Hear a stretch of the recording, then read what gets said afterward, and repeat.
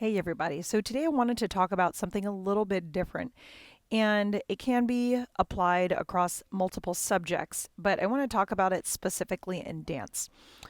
One of the things that we tend to do in our art form and other forms of dance is to normalize feeling ashamed. And I say that because a lot of the time we feel bad. A lot of the time we feel we are bad. We speak to ourselves in such a way that induces that negative feeling of being hard on ourselves or just perpetuating that negative mindset.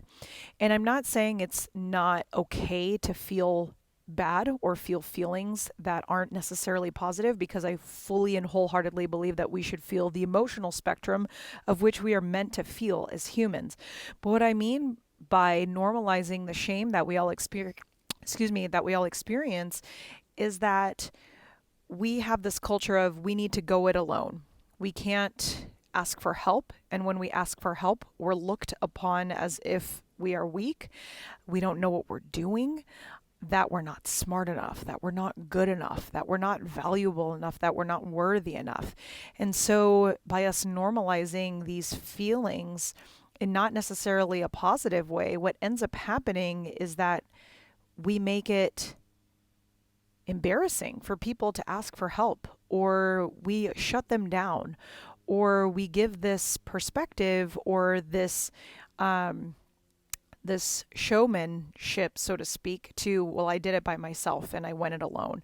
When in fact, the most successful people, and typically almost every successful person, had someone on their side, had someone on their team, had someone supporting them. It takes an entire village to support one person. And it takes a community to do that. And I think the more that we speak about raising each other up, being okay with asking for help, telling others it's okay to ask for help, whether it's tutelage, whether it's needing extra private lessons, whether it's in business, whether it's a fellow colleague and a student asked me a question and I don't know the answer to it. Can you help me with this? Being okay with referring your students out to other teachers, knowing that that is what best serves them, knowing that we can't do it alone, but not only knowing that, but taking the actions behind that and supporting other people and supporting ourselves and knowing that we're not alone. And so a lot of the time, there's just this negative talk that slams people down. I'm tired of it. I'm tired of it. And you can see that there's starting to be a shift. Thank God that there's starting to be a shift in a more positive direction that supports people, encourages people, loves people. But there's still a good deal of us, I'm included, that try to normalize that it's okay for me to not ask for help. It's so I will be looked down upon as less professional if I ask for assistance in any way, shape, or form. And this is not the case. All teachers have another coach that they're working with. All students have their teacher, as well as multiple teachers. There are so many people that are required for one person to be successful that when we really isolate each other, none of us will find that community, that success, that happiness, that partnership that we so crave as humans, that camaraderie, the feeling of being connected to one another. I think it's really important that we learn to normalize asking for help, that we learn to normalize what you need is okay to ask for. Because a lot of the time, a lot of my students, they're afraid to, not necessarily to me, but they were afraid to ask something because they didn't want to slow the class down if they're in a workshop. And I'm not saying there's not a time and a place, especially at the request of an instructor, when they say, please hold your questions till the end, because there's definitely appropriate ways to request help, to ask for help, to ask questions. But when it's just the sense of, I will be shut down by the glaring eyes of my peers, right? I don't want to ask because I don't want to be disruptive. There's this sense of we can't ask for help or we can't ask for what we need because it gets in the way of other people. This is bullshit. This is bullshit. You need what you need. I need what I need. And honestly, a lot of those things are overlapping.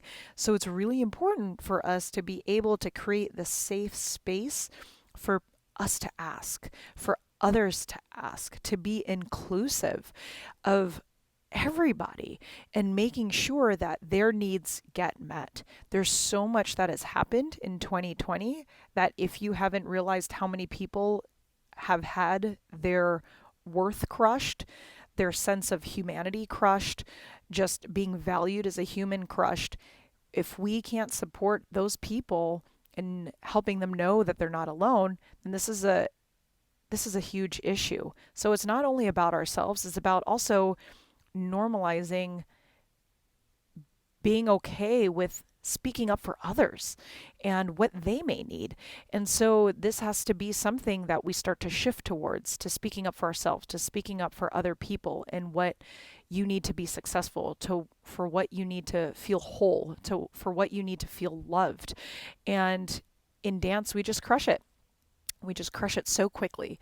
So I'm requesting of you as a student, as a teacher, as a human, to really see the power in creating spaces to make it more mainstream, more normal, more just plain okay for people to ask for what they need, whether it's more dance instruction, whether it's a question from a colleague, like I had said earlier.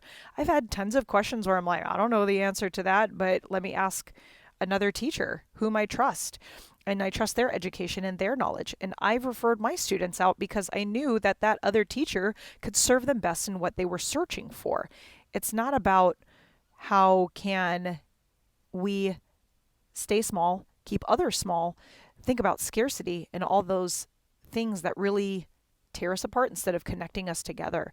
So I really, really want to encourage you to think of all the times when you felt small, when you felt not worthy, when you felt you didn't belong. All of those times and how it would have felt for someone to say an encouraging word to you, a word of love, a word of support, saying, you are enough. Your question is valid. Your needs are valid. You are worth listening to. You are worth being seen. How would that have felt? What would that have meant in that moment? And I think it's really important that we start to shift in that direction and normalize that experience. Thank you for listening, for maybe asking yourself questions, maybe becoming more aware. There's so much that needs to be done, right? And when we start to make this the common ground of acceptance and love and support and encouragement, not only will we flourish as individuals, we'll flourish as an art form. We'll flourish honoring this beautiful art form that we've decided to take on and represent. And this is really important, especially referring back to supporting those who may not be able to speak up for themselves because they've been crushed multiple times over and over again. And so thanks for watching this far. I hope that you take these words to heart and to push our community forward and to love one another. And let's squash this shame train because it sucks, right? And we can be at a much better place. So thank you for watching, and I'll see you next time.